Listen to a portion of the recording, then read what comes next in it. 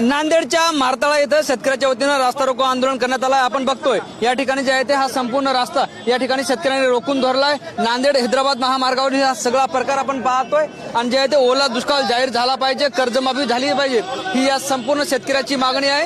या शेतकऱ्यांनी जे आहे ते या ठिकाणी जोरदार घोषणाबाजी केली. आपण जर या ठिकाणी बघितलं तर नांदेड हैदराबाद महामार्गावरील वाहतूक सुद्धा मोठा खोळंबा झाला होता. आपण या ठिकाणी जे शेतकऱ्यांसोबत बोलणार आहोत, त्यांच्या नेमक्या मागण्या काय आहेत या सगळी चर्चा या संदर्भात जे आहे आपण या ठिकाणी शेतकऱ्यांसोबत करणार असल्याची माहिती आपल्याला मिळेल. काय सांगाल, काय मागण्या होत्या, आपण आंदोलन केले आज या ठिकाणी मारताळा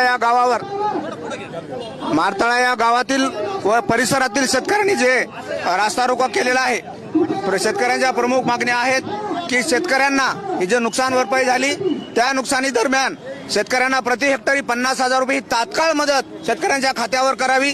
ज्या कुटुंबाचं घर पाण्याखाली गेलेलं आहे त्या कुटुंबाला तात्काळ त्याला 50,000 रुपये एका कुटुंबाला मदत करावी. तसेच जे जुनं कर्ज झालेलं आहे शेतकऱ्याला गेल्या 7-8-10 वर्षात सरकारच्या चुकीच्या धोरणामुळे ते सर्व कर्ज सरकारने भरून शेतकऱ्यांना नवीन कर्ज तात्काळ उपलब्ध करून द्यावं.